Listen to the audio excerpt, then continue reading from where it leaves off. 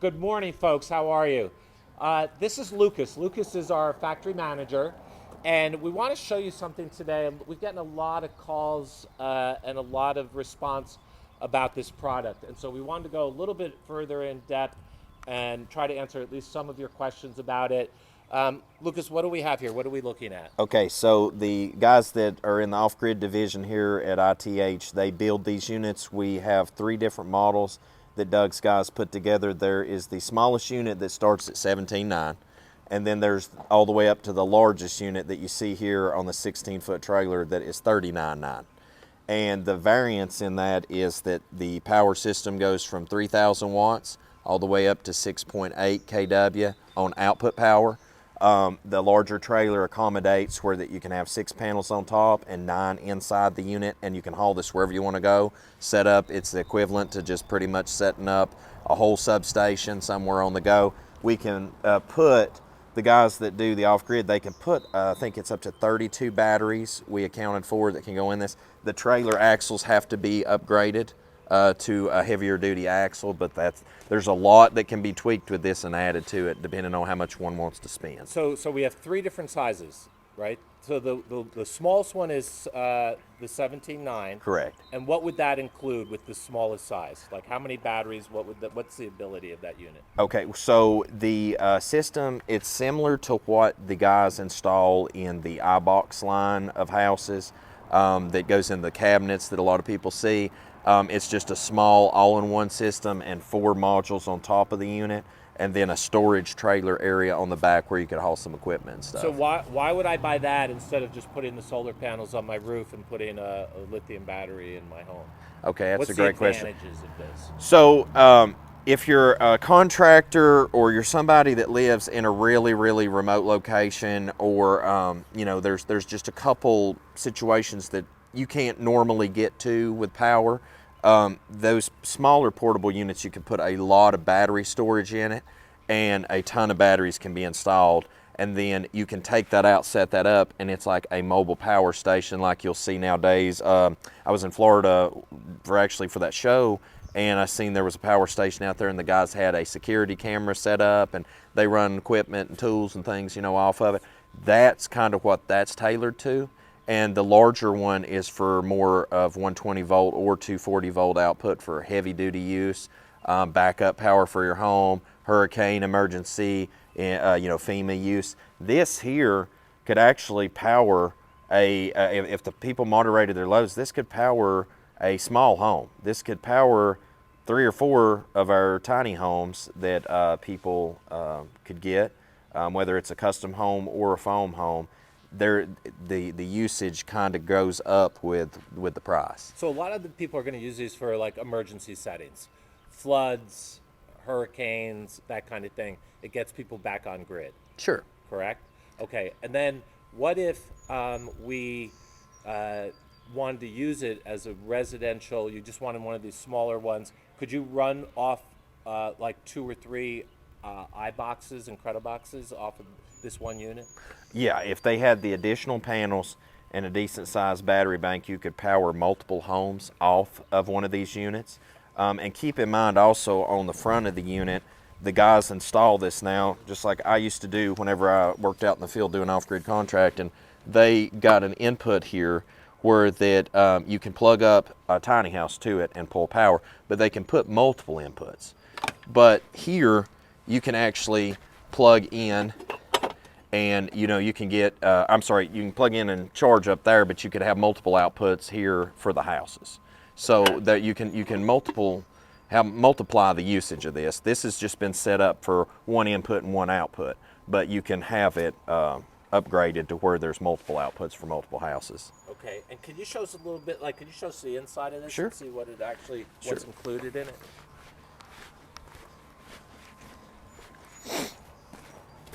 And what is this made of? What is this unit? Is it steel? So this is the guys currently build this out of the foam panels that we build the houses on the line out of. So this is made out of the same foam panels. So this is a fully insulated unit. Correct. With what we use on the Incredibox. And you can actually feel it's cold in here. This is fully charged up, and there's a mini split right behind me.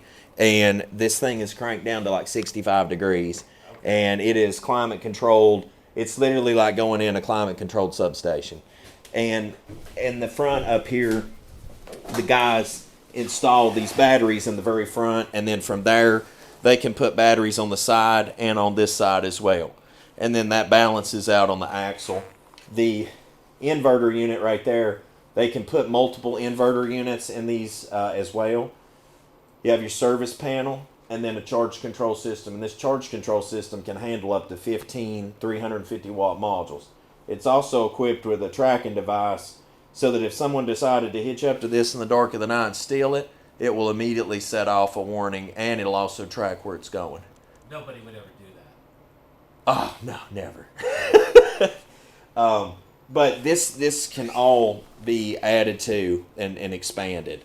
Like I said, the only thing is the base cost of that would go up as the people ordered more materials. So this is really an incredible invention, because this could save lives, right, in emergencies. I mean, this provides people with the power source they need when there is no other power source. Oh, absolutely. Yeah, this literally is a substation on wheels. Yeah. Okay. And if somebody was interested in purchasing one of these units, what is like the turnaround time that you could have something like this? I think Doug could have his crew turn this out in probably, as long as all the materials were here, everything was ordered and on site, at the rate that Jotham frames this out, and then the rest of the guys would do the electrical, you could probably have the turnaround in a week and a half. Okay. 2 weeks at max. Okay. All right. And obviously, we won't be able to know or be able to answer everybody's questions today about these units. So if they had additional questions, maybe had some interest in possibly purchasing one of these, but needed more information, they could just go to sales at Incredible Tiny Homes, and then anything that I couldn't answer, again, you can address it to Tim. I can forward to you or somebody in the off-grid division, and we'll get them all the answers they need. And I assume that when you purchase something like this, you're also going to have some sort of a manual that explains all of this in greater detail, correct? Sure. The if they want to reach out to Brian as well, at support@incredibletinyhomes.com, they can reach out there as well, and Brian can field most of the questions. I've spent the last year trying to teach a lot of these guys this stuff, so that now they do that as I focus on running the factory, making sure iBoxes get built every day. But they're pretty sharp on this stuff now, and most questions are answered for customers within the first 24 hours. We try to have a quick turnaround for people now. Okay, and just curious, what's the weight of something like this? If somebody needed to tow this, what kind of vehicle would they need? You definitely want to have, I would suggest a 2500 series vehicle or larger, because when I went down to the Florida home, or to the Prepper show in Florida, when we were trying to sell some iBoxes down there, when this went, we were actually pulling it in the U-Haul. Man, it went good, but it's just, you definitely could feel the tug on a 1500 series truck. A 2500 series or bigger truck would definitely pull this comfortable. Okay. Yeah. Now the smaller ones you can pull with, you could hook it to that Jeep there. You could hook it to a So pickup if we got truck. if we got the 17.9 one, that you could drive it with that Jeep, Sure. and it could power probably 3 Incrediboxes. Well, now that would be dependent on Energy usage. energy usage, and also you could hook the smaller one to probably 2. Okay. But the thing is, you would definitely want to put more modules out on the ground and have a considerable amount of battery storage. There's a formula to kind of figure out on this stuff. It, depending on the load usage, is how much storage you're going to need and energy production. Okay, and then just for clarification, so obviously when you order one of these, it's not going to be wrapped like this, right? Right. It's going to be just the, it'll end up being like our engineered steel panels, like our Incrediboxes. And are they going to be the smooth coat, the new panels we have out, or is it going to be the riveted? Does it matter? You know, Randy hasn't said what's going to be with that yet, but I would imagine that this will transition to the new panels. Okay. And then, yeah, if somebody wanted to We'll buy find out. this, If anybody's interested, Yeah. you can email us and we'll let you know for sure. But yeah, beautiful. I mean, just great invention. Are these anything like this sold retail wise? I mean, they are. This is being sold for less than half of what you can find retail online. There's units that's being sold as high as $90,000, and This right here, this largest unit's only $39,000, and it's half the cost of the one that's being marketed online. Okay, so, and don't take our word for it. I mean, do your homework. Absolutely. But for what you're going to pay for one of these and the type of thing that this delivers, I mean, I even noticed this even has a gutter system. Sure, you can put a rain collection system on this, and we can actually put an onboard tank at the factory. That could be done. So we could put like a 100-gallon whole fresh water tank on this unit? Sure, absolutely. Okay. And the tongue can be extended. That can actually be put on the tongue so that there's not space impeded in the structure itself. So we have some flexibility in the design on what your specific needs are, I guess is the point. Correct. So I guess, again, contact us. We'll work with you, and we'll work with, whatever your needs are. And you think the turnaround time, again, is about how much? As we're speaking right now today, the turnaround time could be about 2 weeks. Wow. Because Doug's Okay. guys, they just smash the work that they've got ahead of them and jump right on the next thing, All right, and they're that's- really that's caught up. pretty good. Okay, and then something I want to add, Lucas, as far as cost and just having to pay for this outright, is there any programs, anything that people can do where you can save dollars and not have to pay for this out of pocket? Are there any grants, anything that somebody can? Sure. There's if you're in Tennessee, in the state of Tennessee, there's the USDA agricultural grant where that currently at the USDA office they've got a 50% grant where that if you are in a qualifying area and you apply for it, once approved, 50% of the funding will go toward paying toward this. And that's also that you just got to make sure that you qualify through all the qualifications on it.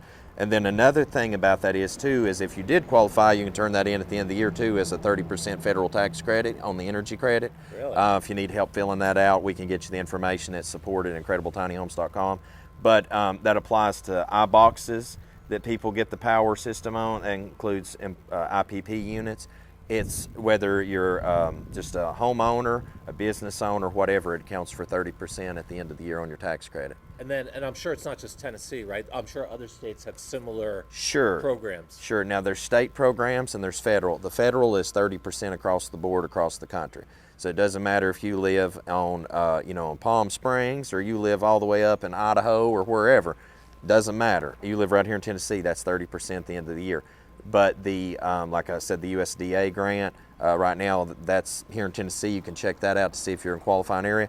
But now I believe that's also countrywide. And if anybody has questions about that, they're welcome to hit support up, and Brian can get them the info on that. Okay, all right. So that you save them a little bit of homework. They can just reach out to support, and we'll get them in touch with the people they need to talk to. Absolutely. All right, Yeah. that's great to know. I appreciate that. Yes, sir.